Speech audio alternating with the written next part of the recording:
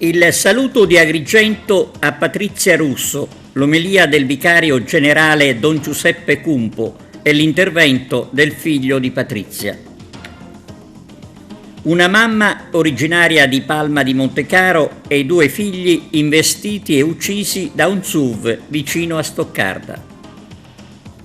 Eugenio Dorsi presenta il suo libro che parla di giustizia tignosa. Prevenzione contro i tumori al carcere di Agrigento. Per lo sport, pareggio per l'Acragas Castrum Favara.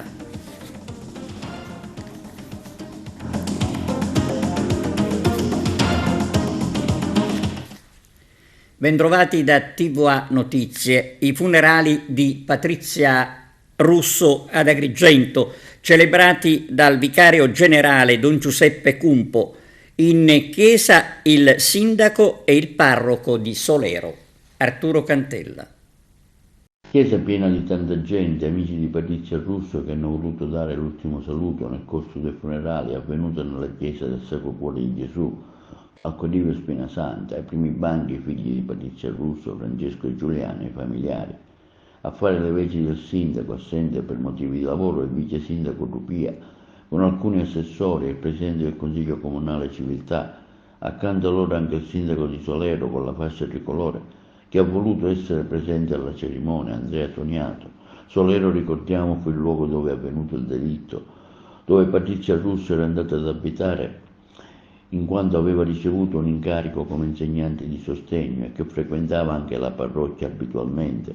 Per l'occasione, infatti, è voluto essere presente anche il parroco di Solero, Don Vito Bianchi, che ha sottolineato come Patrizia si è fatta volere bene subito nella nostra piccola comunità.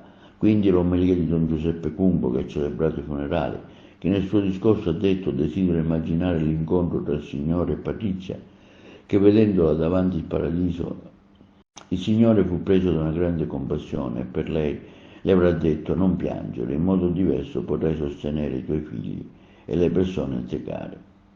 Non piangere, avrà detto Gesù rivolgendosi a Patrizia, in modo diverso continuerai a sostenere i tuoi figli e ad amare le persone a te care. E lei in silenzio si sarà fidata di quelle parole e si sarà lasciata abbracciare.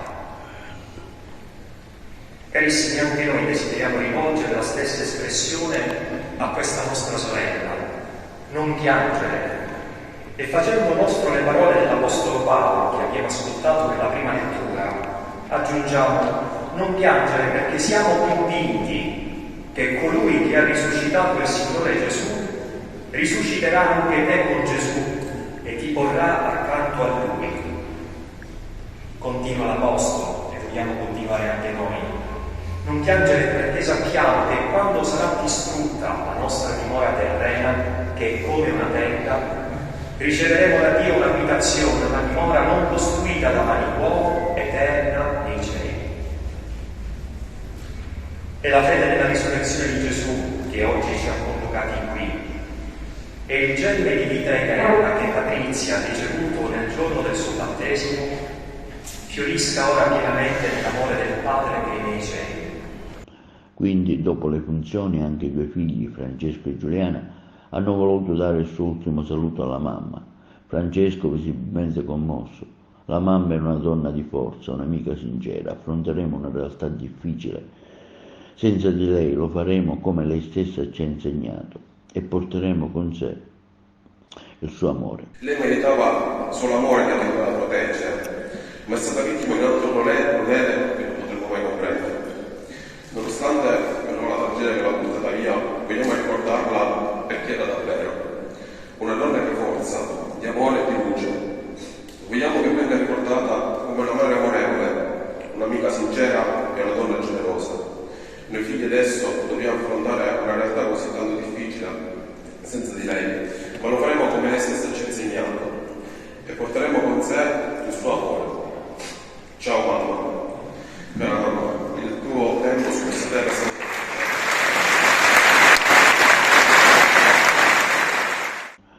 Poi è stata la volta dell'altra figlia, Giuliana, che ha affermato amore, mamma, mamma, una parola molto semplice ma che si porta indietro un significato immenso. Mamma è casa. Mamma è la parola che la maggior parte di noi ha pronunciato come primo. È una parola molto semplice, ma il significato che si porta dietro è immenso. Mamma è casa, posto sicuro, la persona che più ci fa arrabbiare ma chiamiamo ugualmente.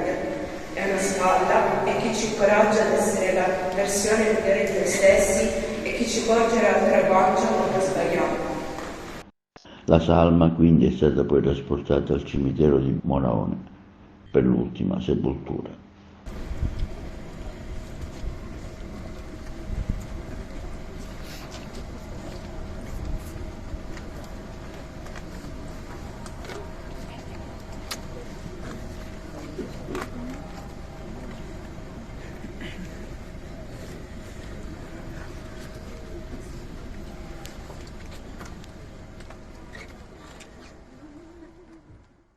Tragedia in Germania, vicino a Stoccarda, dove un SUV ha travolto e ucciso mamma e figli, originari di Palma di Montecaro.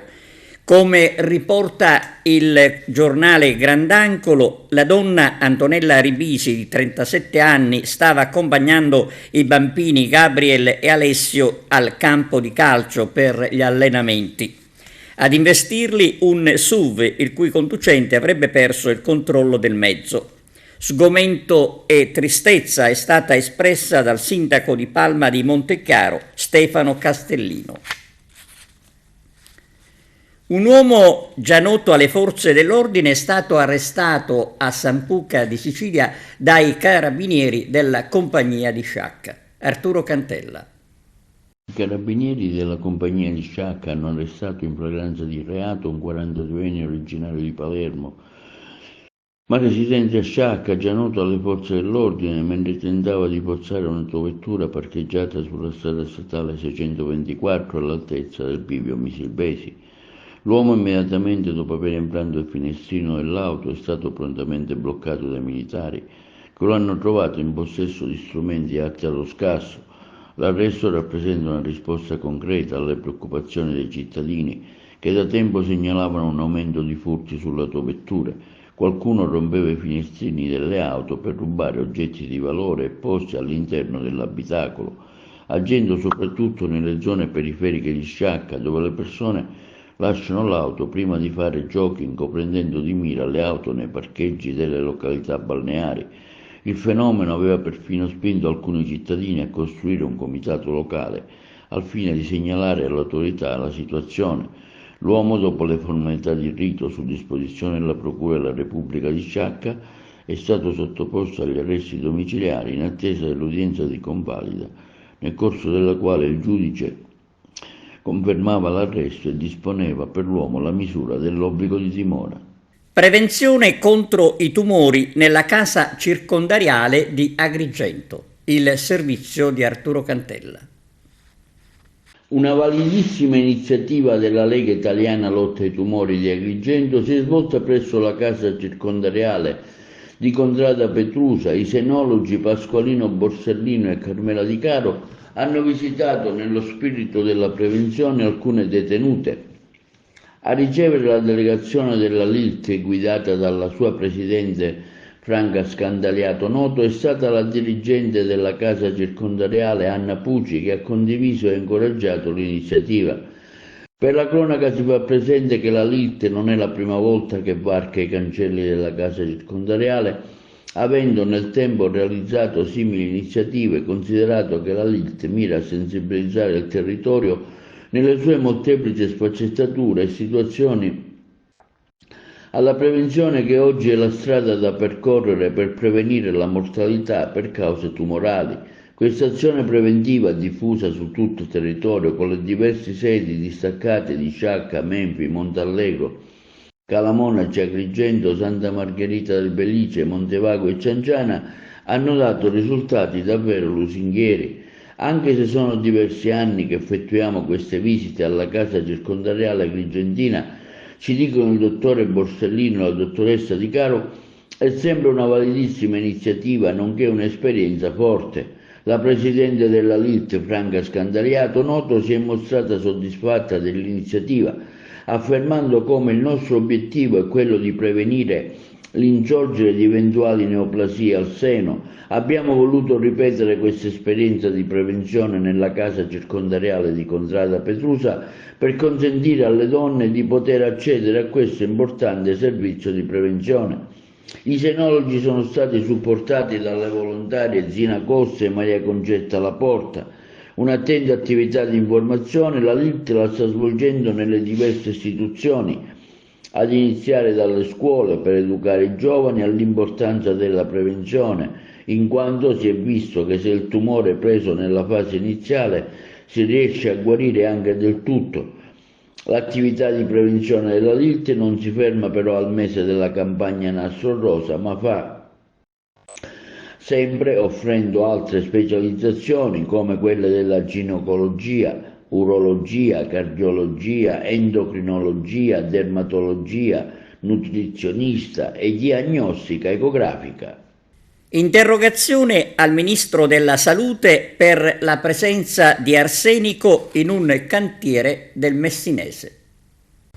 Arriva al tavolo del Ministro della Salute la presenza di arsenico superiore ai limiti nel cantiere del raddoppio ferroviario. Da una parlamentare del PD è stata presentata un'interrogazione a risposta scritta. Durante gli scavi a opera del consorzio Messina-Catania, Lotto Nord, del cantiere relativo al raddoppio della linea ferroviaria tratta Ormine-Giampilieri, in particolare delle terre e rocce di scavo della galleria Sciglio di Nizza di Sicilia, stoccato da mesi nei depositi a margine del cantiere, si legge, è emersa una quantità di percentuale di arsenico decisamente superiori a quelli di Guardia. La scelta del consorzio di depositare temporaneamente il materiale presso il villaggio Urra, una zona densamente abitata a poche decine di metri dal mare, ha suscitato non poche perplessità nella comunità locale, come la decisione da parte del consorzio di chiedere un incontro all'ARPA e alla stazione appaltante per condividere le modalità di gestione dei predetti materiali senza, indipendentemente dall'obbligo di legge, coinvolgere l'ASP di Messina. Si parla di circa 14.000 tonnellate di materiali con concentrazione di arsenico superiore ai limiti stabiliti dalla normativa e non stoccati in vasche chiuse. Emerge dai risultati delle analisi che ogni chilogrammo contiene in media 80 mg di arsenico, per un totale di oltre 1 tonnellata di arsenico che potrebbe potenzialmente disperdersi dall'area del cantiere contaminando l'ambiente circostante. Le piogge degli ultimi giorni, in particolare quelle avvenute il 21 ottobre, possono aver provocato la dispersione del metalloide nocivo nel terreno. In particolare, le forti piogge hanno portato con sé materiale stoccato nelle vasche d'accumulo dei fanghi contaminati da arsenico. Lo stoccaggio di questi materiali da oltre 3 mesi, senza adeguate misure di contenimento, non solo può aver contaminato l'ambiente circostante, ma anche le falde acquifere, con un rischio elevato di inquinamento da arsenico. Si attende ora di conoscere dal Ministro della Salute quali provvedimenti voglia assumere sullo stoccaggio dei materiali. Richiesta in tutta la Sicilia una mappatura dei siti a rischio biologico sanitario per provvedere alla bonifica. È stato presentato ad Agrigento il libro Giustizia tignosa, il mio giudice, la coscienza, scritto dall'ex presidente della provincia Eugenio Dorsi, Arturo Cantella. Presentato ieri presso la sala della provincia regionale di Agrigento il libro del suo ex presidente Eugenio Dorsi, Giustizia tignosa, il mio giudice, la coscienza. Presenti per l'occasione tanto amici del presidente, ex consiglieri provinciali. Dorsi ha raccontato come fu scelto a candidato a presidente. Nel vuoto dei nomi che la coalizione non decideva fu l'ex governatore Cuffaro che propose a Roberto Di Mauro dell'MPA, partito della coalizione a cui doveva essere indicato il nome, da proporre il proprio segretario di partito.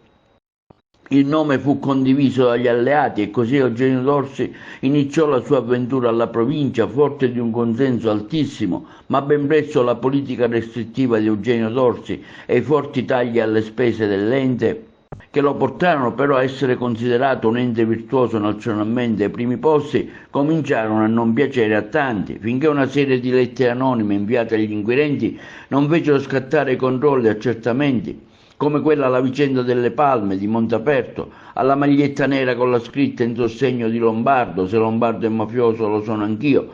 Dorsi si è soffermato poi sull'impegno profuso verso la realizzazione dell'aeroporto, con la proiezione di un filmato con gli esponenti politici di allora che erano tutti d'accordo. Presidente Dorsi, oggi presenta lei questo libro. Da cosa scaturisce intanto la voglia di scrivere le pagine che lei ha vissuto all'interno proprio della provincia, del luogo che l'ha vista presidente per tanti anni? Io sono stato assolto da tutte le accuse, però ho vissuto per 12 anni e continuo a farlo come un condannato, privato dalla possibilità di poter esprimermi anche con le lotte civiche che ho condotto, tipo per esempio l'aeroporto. Non ho potuto svolgere il mio mestiere di educatore, di dirigente scolastico, perché c'era in corso un processo e quindi non potevo essere nelle commissioni di esami né come presidente né come semplice commissario. Insomma, la mia vita è stata totalmente distrutta pur essendo stato assolto. Che messaggio lanciare a chi legge il suo libro? Quello di capire che il rispetto della giustizia e il rispetto delle persone è importantissimo, ma la giustizia non deve mai dimenticare che dietro a un pseudo criminale, a un pseudo colpevole, c'è sempre una persona che deve essere rispettata nella propria interiorità. Perché acquistare il suo libro? Per capire cosa c'è nella provincia di Agrigento, che viene governata, comandata da 30 anni dalle stesse persone e che si trova sempre nelle stesse condizioni economico, sociali e culturali. Quindi non è cambiato nulla? Non è cambiato assolutamente nulla. Senta, un brano particolare che lei ha citato nel libro tra le tante cose che ha raccontato. Il magistrato 5 mi definisce ladro, prima ancora di essere condannato. Mi dice ladro spudoratamente davanti alla corte, mi dice ladro perché facendo un paragone tra quello che è il mariolo napoletano e quello che è il ladro siciliano, io ero l'emblema di chi aveva rubato alla provincia. E poi c'è la storia delle palme, la storia delle palme che ha raggiunto tutta l'Italia. Le palme che alla provincia sono costate 0,85 centesimi e che il signor dottor Fonso aveva stimato per 850 euro, palme di 40 centimetri. Si aspettava tanta gente oggi qui alla provincia a questa presentazione? Mi aspettavo più giornalisti e quindi io la ringrazio per essere qui presente insieme al dottore Schicchi, perché dimostrate ancora una volta che siete persone serie, preparate e professionali. Al termine ha poi ringraziato con commozione il suo avvocato Daniela Posante, che lo ha sostenuto giudiziariamente e umanamente. Una dedica da parte del Presidente Dorsi a lei fatta nel suo libro e con una sua testimonianza anche di questo impegno giudiziario verso il Presidente. Devo dire che mi coglie molto di sorpresa questa dedica, io non sapevo assolutamente nulla, devo ringraziare lui, sembra un paradosso, ma ringrazio lui per la stima che sempre ha avuto in me, soprattutto in un periodo in cui erano tanti i professionisti che giravano attorno a Dorsi perché giustamente era un presidente, e quindi chiunque teneva a difendere il presidente, come lui ha ribadito oggi in questa presentazione, per me era un uomo ed è rimasto sempre un uomo nel corso della difesa. Io ho sempre difeso l'uomo e non il presidente Dorsi. Ringrazio per le parole e soprattutto ringrazio per la dedica. Grazie mille. Ringrazio lui per la fiducia ancora una volta. E adesso un servizio sulle prossime elezioni per le province in Sicilia. Non si contano più i cosiddetti passi del gambero che ha fatto la modalità per tornare a rieleggere le province regionali siciliane di primo o di secondo livello. Torna ed esce dalla commissione pertinente. Di sicuro a Rosario Crocetta ce lo ricorderemo e lo tramanderemo ai posteri che non l'hanno vissuto, poi decideranno loro se dire per fortuna o meno. Ce ne rammenteremo, dicevo, anche per aver abolito quell'importante organo intermedio fra regione siciliana e municipalità che nella nostra terra prendeva corpo e anima col nome di ex province regionali. La legge sotto il suo governo cancellava e dava vita a 3 città metropolitane, Palermo, Catania e Messina, e a 6 liberi consorzi di comuni, Trapani, Agrigento, Caltanissetta, Enna, Ragusa e Siracusa. Non siamo qui a dire che tutto quel pianeta era un Eden, una terra promessa. Di episodi non edificanti la cronaca giornalistica del tempo ce ne ha consegnati a come. Ma, dicevo in apertura, non si contano più i cosiddetti passi del gambero che ha fatto la modalità per tornare eventualmente a rieleggerle. Nel 2018 un tentativo venne bocciato dalla Consulta poiché dichiarato incostituzionale, in quanto tuttora vige la legge nazionale denominata Del Rio. E nelle scorse ore, dopo che appena potremmo usare il termine minuti prima, c'era stato anticipato il 15 dicembre come data fissata per reintrodurle, ma di secondo livello, scegliendoli fra chi è eletto pro tempore come sindaco e consigliere comunale delle singole municipalità. Ecco che in Assemblea regionale siciliana il centrodestra presenta in Commissione Affari Istituzionali un DDL per riportare il voto ma in modalità diretta. Un totale in tutta l'isola di 338 figure. Un DDL con 6 articoli disciplinanti modalità di composizione dopo 12 anni di commissariamenti. Occorrerebbe, dice qualche analista, una legge nazionale che autorizzi a votare in deroga alla Del Rio, ma al di là di come la pensino gli schieramenti avversi, la Sicilia rimarrebbe l'unica regione d'Italia a non votare tuttora per le province. A questo punto permettetemi una personale considerazione, senza peccare di presunzione, frutto di anni di esperienza, capelli quasi ormai completamente brizzolati e di uomo che non ha disdegnato mai il contatto con il popolo di qualsiasi estrazione esso sia. Per qualunque consultazione elettorale si tratti, occorre sempre dare possibilità ai cittadini di scegliere da chi farsi amministrare, coinvolgerli, renderli partecipi, far vivere loro le campagne elettorali con trasporto, dargli il diritto di criticare o apprezzare chi è messo in lista che concorre per uno scranno, in questo caso provinciale. Siamo meridionali e quindi passionali per forma mentis.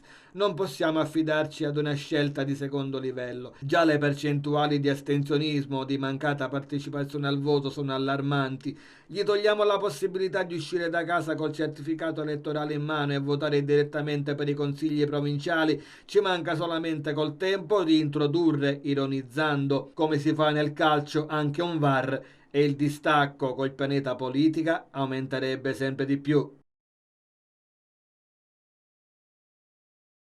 In prima linea come precari ci stiamo impegnando in azioni di informazione e sensibilizzazione sull'attuale condizione lavorativa e prospettive future, partecipando attivamente ad iniziative a livello nazionale e locale. Una riunione del CDA che ha visto i precari di tutte le sedi italiane del CNR, il Centro Nazionale Ricerca, si sono allontanati dalle proprie postazioni. Ciò è dovuto a seguito dell'assenza di risposte da parte della presidenza del CNR alle specifiche richieste congiunte delle OSS e dei diversi sindacati CGIL, CISL e UIL e dei precari uniti dell'ente. Ci stiamo mobilitando a livello locale, mobilitazione che è anche sentita a livello nazionale in occasione della riunione del CDA in cui la Carrozza aveva promesso di parlare di futuribilità dei precari.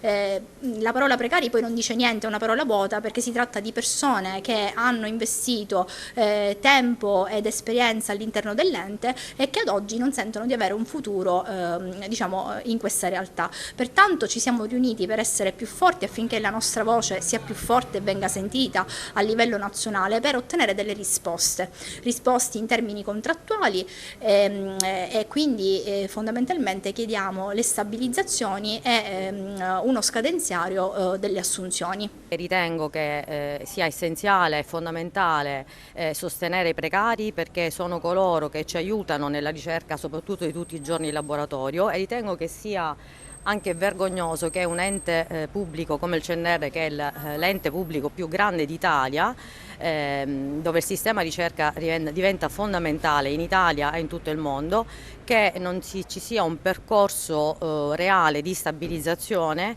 per tutti i precari che ci sostengono tutti i giorni nella ricerca.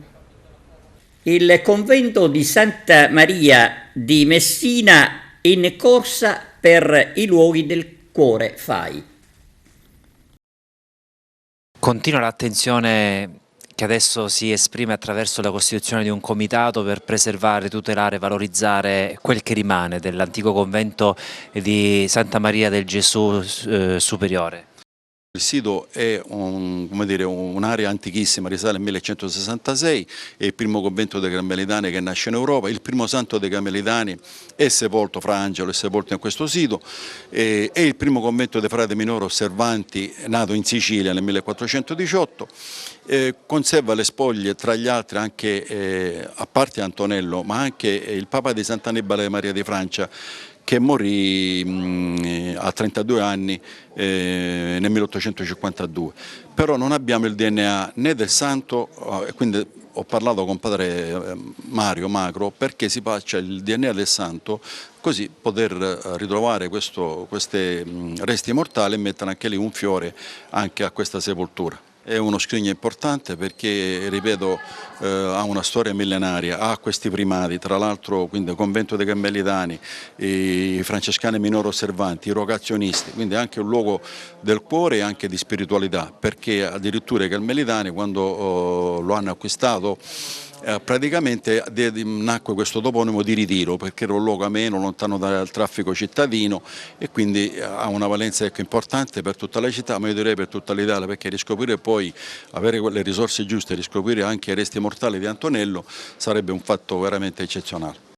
È un'opportunità che si può tradurre intanto nel dare visibilità a un luogo. La delegazione di Messina all'interno degli ultimi censimenti ha ottenuto 2 prestigiosi risultati, ma ovviamente il frutto del lavoro che hanno fatto i comitati, perché è una proposta che appunto viene dal basso. Abbiamo ottenuto con il cimitero vecchio di Santo Stefano di Camastra il 15° posto a livello nazionale nell'ultimo censimento e nel penultimo con oltre 18.000 voti il 15° posto in classifica nazionale per la cripta del Duomo. Purtroppo questi risultati poi non si sono tradotti nell'effettivo raggiungimento dell'obiettivo, che è quello anche non solo di mettere appunto sotto i riflettori questi luoghi, ma anche di ottenere un contributo da parte del FAI e perché no anche da altri soggetti. La fase del voto è una fase entusiasmante in cui vengono coinvolte le scolarische, i cittadini tutti. Ricordiamo a tutti che si può votare anche per più siti, quindi ovviamente non c'è una lotta. Infatti la delegazione sostiene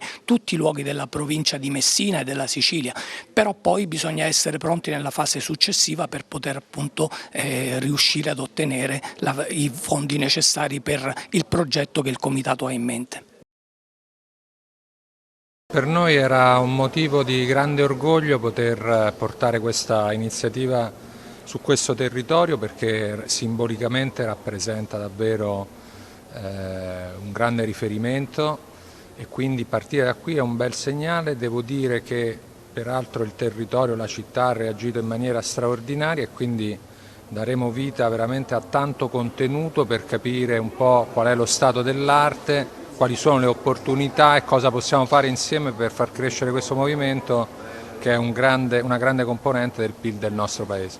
Un evento che accogliamo con grande piacere e favore, soprattutto il segnale che questa città anche sotto il profilo culturale sta crescendo molto e si sta prepotentemente affermando all'attenzione nazionale come luogo in cui non soltanto c'è cultura perché ci sono testimonianze del passato, ma si produce cultura e si guarda al futuro. Un riconoscimento per la città che diviene un luogo di dibattito culturale nazionale, indicando tra l'altro una strada che è tra quelle privilegiate per la propria economia e per la propria preparazione del futuro, cioè quella della cultura intesa globalmente come elemento di formazione, ma anche come elemento di innovazione oltre che di tradizione.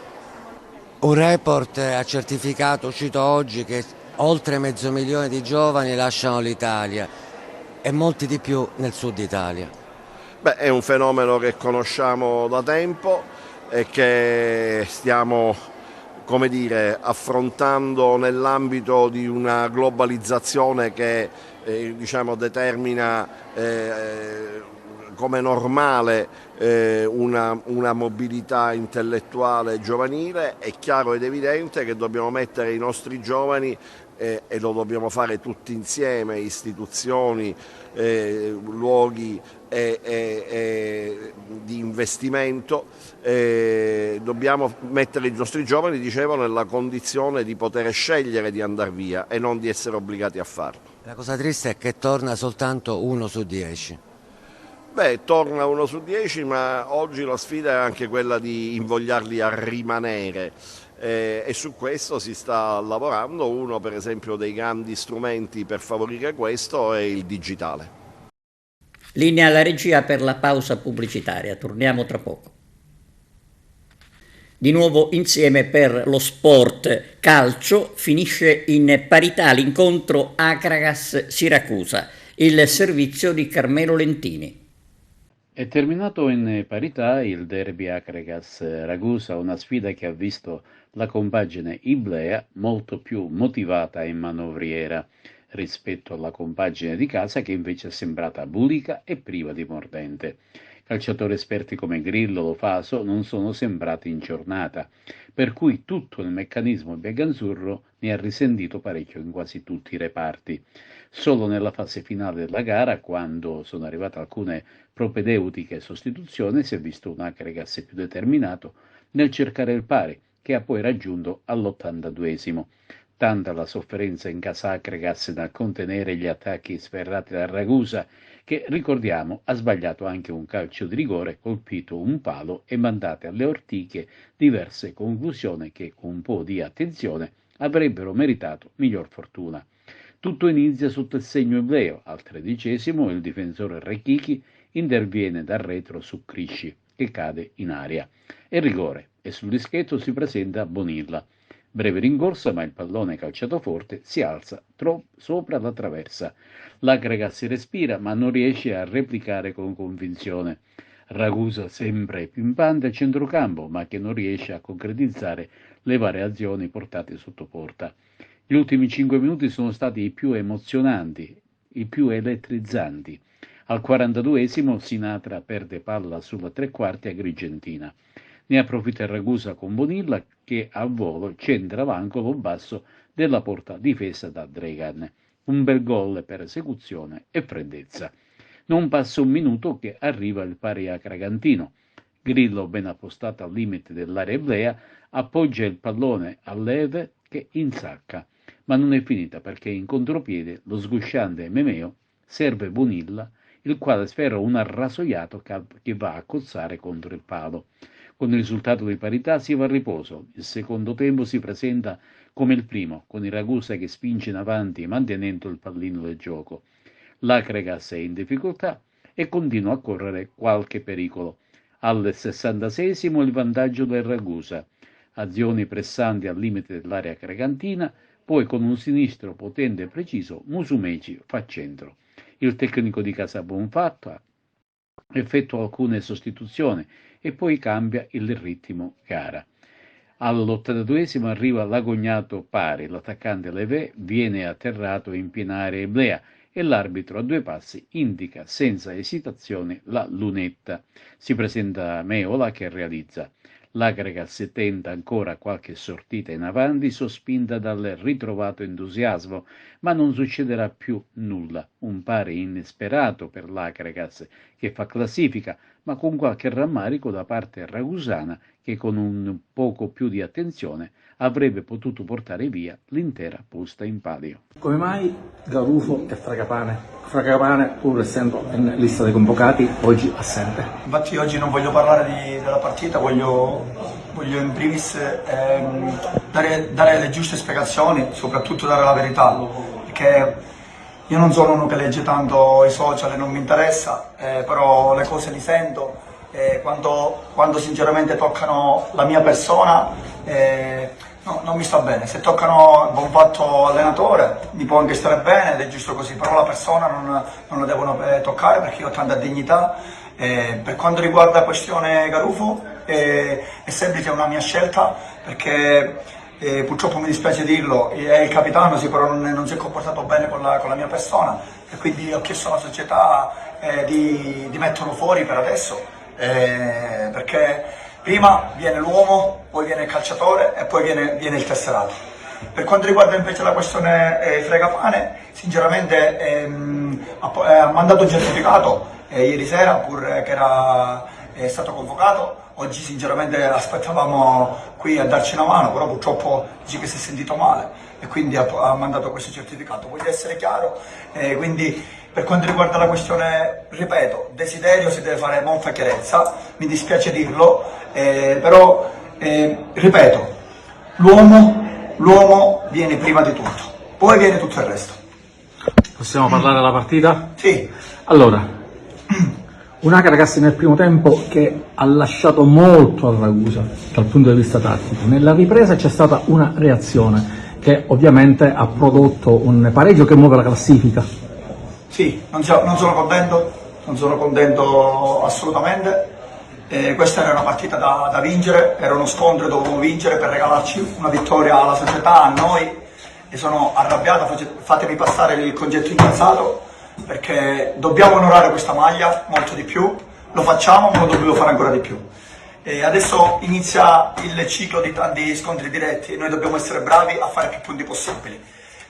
Dobbiamo uscire gli attributi, come ho detto ieri, dobbiamo uscirli sempre, in ogni momento, dobbiamo uscirli in qualsiasi situazione, dobbiamo essere anche bravi, dobbiamo essere scaltri e sono convinto che questa squadra ci prendiamo la reazione, quello è vero. Il primo tempo abbiamo fatto, quando abbiamo accelerato abbiamo fatto gol, quando abbiamo fatto le cose semplici abbiamo fatto azioni pericolose, poi abbiamo preso gol da stupidi, la mia squadra non se lo deve permettere, soprattutto la squadra che sta lottando per salvarsi.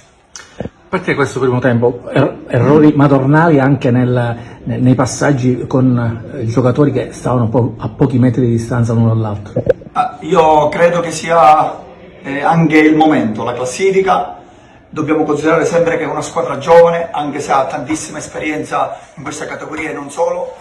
Quindi io sono convinto che appena riusciamo, e io ci credo insieme al mio staff, insieme a loro, appena riusciamo a fare anche una vittoria, sono convinto che usciamo fuori da questa situazione. Quindi secondo te c'è un freno mentale? Secondo me sì, secondo me sì. Come se la spiega lei questa metamorfosi? Una squadra che all'inizio del precampionato lasciava presagire di fare un gioco spumeggiante, un gioco vincente, ma è solo la paura che... Vabbè, la classifica ti fa anche sbagliare, non è un alibi, una scusante, però noi fino ad oggi, levando un po' questa prestazione, levando la prestazione di Favara, poi diciamo che siamo stati non belli, non spumeggianti, però abbiamo creato tanto, poi siamo stati poco concreti, poi un po' abbiamo perso di lucidità mentale, e questo è stato un limite di questa squadra e stiamo lavorando su questa cosa. Purtroppo, ripeto, la classifica al momento non ci aiuta mentalmente, quindi dobbiamo essere bravi, intanto fare unione ancora di più tra di noi, cercare di avere ancora quella più compattezza che ci possa far fare il salto di qualità che noi aspettiamo in questo momento, e dobbiamo riuscire a regalarci soddisfazioni noi, ma soprattutto regalare soddisfazioni alla gente. E pareggio anche della Castrum Favara con la Sampiese, Giuseppe Moscato. Ha fruttato un ottimo punto la trasferta in terra calabra per la Castrum Favara, che nel turno infrasettimanale del campionato nazionale di Serie D allo stadio Guido D'Ippolito di Lamezia Terme pareggia 1-1 con la Sampiase. Un punto importante per la squadra favarese guidata da mister Pietro Infantino, non solo per la classifica, ma anche perché conseguito contro un avversario importante. Castrum Favara, che ben disposta in campo parte benissimo e si rende subito pericolosa con Mudasiru e successivamente con una bella punizione di Baglione. Il vantaggio arriva al 12°, ancora una volta con Calogero La Piana, con un grandino da fuori aria batte l'estremo difensore calabrese. Primo tempo che continua con il dominio del Favara, che potrebbe addirittura raddoppiare. La reazione dei calabri arriva al secondo tempo. Al quarto minuto, infatti, Ferraro approfitta di una distrazione della difesa favarese, entra in aria e batte Scuffia. Ripresa che è di chiara marca calabrese, pronti e reattivi su ogni palla. Ma negli ultimi minuti è ancora il Favara a sfiorare il gol con un grandino di Baglione respinto dal portiere calabro Grisendi. Un pareggio tutto sommato giusto che soddisfa mister Pietro Infantino, che ha avuto anche parole di elogio per la società e i ragazzi della Sambiase per l'accoglienza ricevuta. Sentiamo. Innanzitutto vorremmo ringraziare la società del Sambiase, del direttore Mazzei e del presidente per l'ospitalità e per come ci hanno accolto. Questo ci teniamo, come il mister e la società che mi ha anche ricordato di sottolineare questo atteggiamento che sarà ricambiato al 100%, al di là che si parla sempre di calcio, un gol sì, un gol no, però queste cose non sono importanti da sottolineare, noi ci teniamo tantissimo. Sì, dispiace, secondo me il primo tempo potevamo fare più di un gol, abbiamo avuto tantissime occasioni, soprattutto la prima mezz'ora, 35 minuti abbiamo avuto il palleggio, abbiamo fatto secondo me un'ottima partita, abbiamo avuto delle occasioni importanti anche sotto l'aspetto dell'aggressione in avanti, credo che abbiamo fatto un'ottima partita, ma noi sapevamo che il Sambiase è un'ottima squadra, ha elementi che io anche ho avuto, elementi che in questo campionato sono un lusso. Credo che noi tenevamo questa partita perché sapevamo la forza e la qualità dell'allenatore, di come imposta la squadra, come la fa giocare. Avevamo visto anche tante partite con il Siracusa, ha battuto il Siracusa, ha fatto risultati importanti e per noi un po' di rammarico c'è, perché credo che avendo fatto un primo tempo assoluto in questo modo, pensavamo, noi tra il primo e il secondo tempo ci siamo detti che i primi 10 minuti erano importanti per rimettere in carreggiata la partita, di continuare in quel modo. Loro, devo dire che hanno un grandissimo attaccante, ha fatto un grande gol, è stato bravissimo.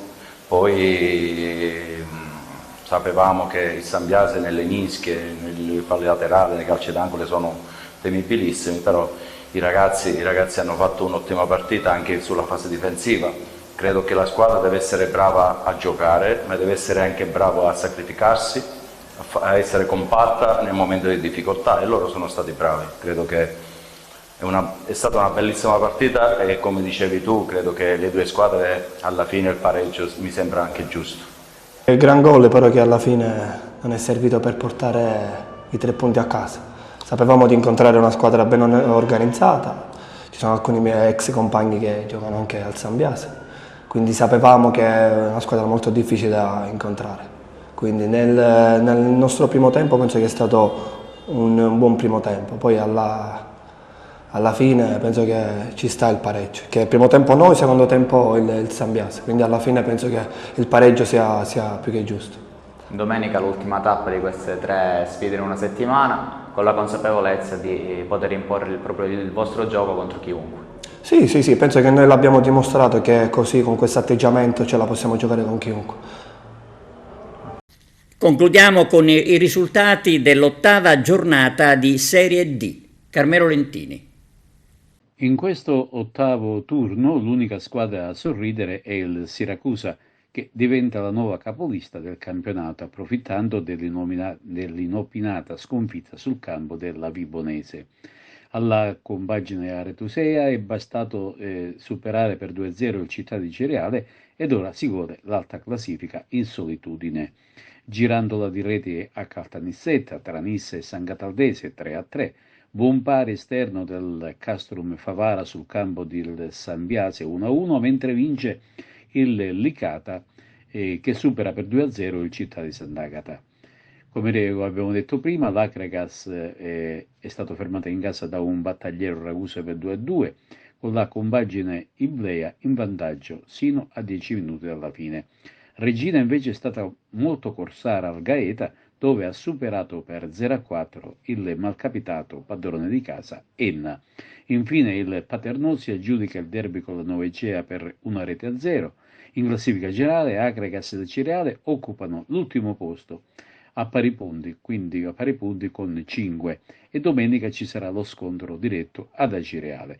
Il Licata gioca ad Enna, mentre il Castrum e Favara fa un passo avanti posizionando a 9 punti, ma domenica arriva al Brucolere il Locri. Bene, è tutto, grazie per la vostra attenzione e arrivederci.